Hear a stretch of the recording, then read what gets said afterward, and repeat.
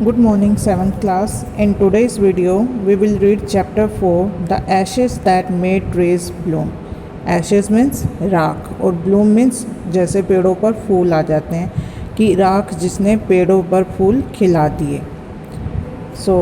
बेटा ये कहानी है एक पुअर फार्मर की जिसने एक पेट को अपने पास रखा था। पेट था उसका डॉग और वो कितना उससे प्यार करता था और एक बार उसके पड़ोसी उसको मार देते हैं जैसे। तो उसके मरने के बाद भी उस डॉग की आत्मा कैसे अपने फार्मर जो उसका मालिक था उसकी कैसे कैसे हेल्प करती है और पड़ोसी से कैसे बदला लेती है, यही सब इस चैप्टर में दिया गया है।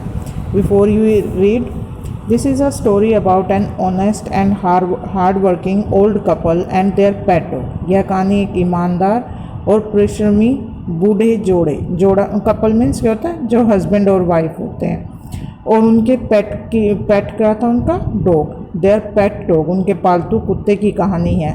द नेबर्स आर ट्रबलसम होता है जैसे किसी को कष्ट पहुंचाने वाले, दूसरों के लिए मुसीबतें पैदा करने वाले। द नेबर्स आर ट्रबलसम, पड़ोसी थे जो वो मुसीबत पैदा करने वाले थे। And the dog dies a sad death, और कुत्ता एक बड़ी ही दुखदाई मौत मरता है। The spirit of the dog gives solace and support to his master in unexpected ways, और जो कुत्ते की आत्मा होती है वो अपने मालिक को आकस्मिक तरीके से सांत्वना और सहारा देती है। भाई वो अपने मालिक को कैसे कैसे उसको उसकी लाइफ में सपोर्ट करती है, वही सब इसमें दिया हुआ है। Now let's read the chapter. In the good old days of डायमोस होते हैं जो पहले जमींदार लोग होते, जिनके पास ज़मीनें होती थी, अच्छे अच्छे बड़े घर होते थे, मीन्स रिच पर्सन उस टाइम के थे, जो अच्छे पुराने दिनों के जो रिच पर्सन थे। There lived an old couple whose only pet was a little dog, कि उन अच्छे दिनों में एक कपल रहता था, एक जोड़ा रहता था जिनका एक अपना बस एक छोटा सा पालतू कुत्ता था और कोई नहीं, कुछ नहीं था। भाई वो इतने ज़्यादा अमीर नहीं थे, जहाँ लोग इतने अमीर थे वहाँ पे वो गरीब थे और उनके पास संपत्ति के लिए कुछ नहीं था, एक छोटा सा खेत और एक पालतू कुत्ता था। Having no children they loved it as though it were a baby. Having no children, उनका कोई बच्चा ना होते हुए, they loved it as though it were a baby, कि वो उससे ऐसे प्यार करते थे जैसे कि वो एक बच्चा हो। The old dame made it a cushion of blue crepe and at meal time Moko, for that was its name, would sit on it as snug as any cat, कि जो ओल्ड डेम थी means वो farmer की जो wife थी, उसने उसके लिए एक ब्लू कलर का क्रेप का कुशन बनाया हुआ था जो मोको क्या है, उस कुत्ते का नाम है। मोको खाने के समय पर उस पर बैठता था, और वो भी जो मोको था वो भी ऐसे बैठ जाता था जैसे कि कोई बिल्ली आराम से आके बैठ जाती है। The kind people fed the dog with tidbits of fish from their own chopsticks and all the boiled rice it wanted. जो काइंड कपल था, जो दयालु, वो दोनों हस्बैंड वाइफ थे, वो उसको अपनी चॉपस्टिक से छोटे छोटे मछली के टुकड़े और चावल जितना उसको जो चाहिए होता था वो अपनी ही चॉपस्टिक जैसे स्पून होता है वैसे ही उसको खाना खिलाते थे, अपने ही स्पून से उसको खाना खिलाते थे। Thus treated the dumb creature loved its protectors like a being with a soul, कि जैसे वो काइंडनेस से वो लोग उसको ट्रीट करते थे, तो गूंगा वो प्राणी भी, जो कुत्ता था वो गूंगा इंसान, जैसे कहते हैं ना हम कि ये तो गूंगे प्राणी होते हैं जो भी जानवर, क्योंकि बोल के अपने एक्सप्रेशंस नहीं वो बता सकते, वो सिर्फ अपना लव वैसे अपने जेस्चर से शो करते हैं। तो वैसा ही है उनके साथ था कि जो ये गूंगा प्राणी था वो भी अपनी आत्मा से उन हस्बैंड वाइफ को प्यार करता था, कि वो भी उनसे उतना ही प्यार करता था जितना कि वो हस्बैंड वाइफ उससे कुत्ते से करते थे। The old man, being a rice farmer, went daily with hoe and spade into the fields. जो बूढ़ा व्यक्ति था वो भी being a rice farmer means वो चावल की खेती करता था, वो वेंट डेली विद हो और स्पेड। हो मीन्स कुदाल और स्पेड मीन्स फावड़ा, कि अपने फावड़े और कुदाल के साथ डेली खेत में जाता था। Working hard from morning until O Tonento Sama had gone down behind the hills. ये इसमें है कि सन के लिए है, as the sun is called. जो ओ टोनेंटो शामा मीन्स सुबह से लेके शाम तक वो वहाँ पे काम करता था, जब तक कि सूरज पहाड़ियों के पीछे छिप नहीं जाता था। वो फार्मर अपने खेत में काम करता रहता था।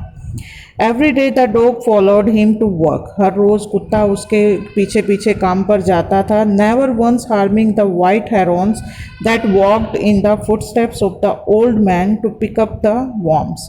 कि वो कभी भी उसने जो हेरॉन्स होते हैं यहाँ पे, जो बगुले टाइप में होते हैं, जो खेतों में से कीड़े उठा के खाते हैं, कि जब भी वो किसान अपने खेत में काम करता था और वो हेरॉन्स उसके पैरों के पीछे पीछे चलते रहते थे, तो उसने कभी भी, कुत्ते ने उन हेरॉन्स को नुकसान नहीं पहुंचाया।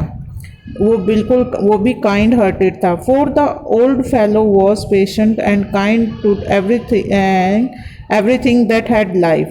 कि जो वो काइंड फेलो था, उसमें बहुत ही, काइंड फेलो मीन्स फार्मर था जो, उसमें बहुत ही धैर्य था और वो सबके लिए दयालु था। had often turned up a sword on purpose to give food to the birds। कई बार वो जानबूझकर फार्मर उन पक्षियों को खाना खिलाने के लिए मिट्टी को जानबूझ के पलटता रहता था, ताकि वो भी अपने लिए वहाँ से कुछ कीड़े वगैरह छांट के अपना खाना कर सके। One day the dog came running to him. एक दिन कुत्ता उनके पास भागता हुआ आया। Putting his paws against his legs and motioning with his head to some spot behind. एक दिन कुत्ता भागते हुए उस अपने फार्मर के पास आया और उसने अपना पंजा उसके पैरों पर रखा। पास मीन्स होता पंजा, और हिज लेग्स उसकी टांगों के उस पर रखा। And motioning with his head to some spot, और अपना सिर हिलाकर पीछे किसी जगह की तरफ या किसी स्थान की तरफ वो इशारा कर रहा था। The old man at first thought his pet was only playing and did not mind it. पहले पहले किसान को लगा कि शायद उसका कुत्ता उसके साथ खेल रहा है, जैसे हम पेट्स को घर में रखते हैं, वो खेलते रहते हैं ना, कभी पैर लगा के भागेंगे, इधर उधर भागेंगे, पकड़ो हमें। तो इसी टाइप से उसको लगा कि शायद उसका पेट उसके साथ खेल रहा है और उसने उसकी बात को की तरफ ध्यान नहीं दिया। But the dog kept on whining and running to and fro for some minutes. पर जो कुत्ता था वो कुछ देर के लिए वही हरकतें करता, उसको छेड़ता और भागता और उस स्पॉट की तरफ इशारा करता। कुछ मिनट्स के लिए उसने वो करता रहा। Then the old man followed the dog a few yards to a place where the animal began to lively scratching. फिर कुत्ते जो इंसान वो फार्मर था, उसने कुत्ते को पीछा किया कुछ दूरी पर, और जहाँ पर वो एनिमल थोड़ी दूर जाने के बाद उस कुत्ते ने ज़मीन को स्क्रैच करना शुरू किया। स्क्रैच मीन्स पंजे से मिट्टी को खोदना शुरू किया। Thinking it was possibly a buried bone or bit of fish, the old man stuck his hoe in the earth. Thinking it was possibly a buried bone, buried means दबी हुई कोई हड्डी की, ये सोच के कि शायद यहाँ पे कोई छोटी मोटी हड्डी दबी होगी, कुत्ता को हड्डी बहुत पसंद होती है, और बिट ऑफ फिश या कोई मछली का टुकड़ा होगा। The old man stuck his hoe in the अर्थ, उस बूढ़े आदमी ने अपनी कुदाल को ज़मीन पे गाड़ा।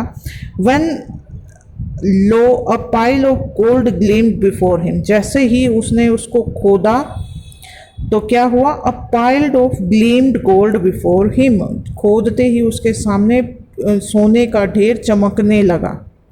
सो कुत्ता इसी की तरफ उसका इशारा कर रहा था। सो स्टूडेंट्स, आज के लिए इतना ही। ये है आपके पेज नंबर 55 और 56। नेक्स्ट में हम करेंगे page number 57। So next video में हम ये करेंगे। थैंक्स बेटा।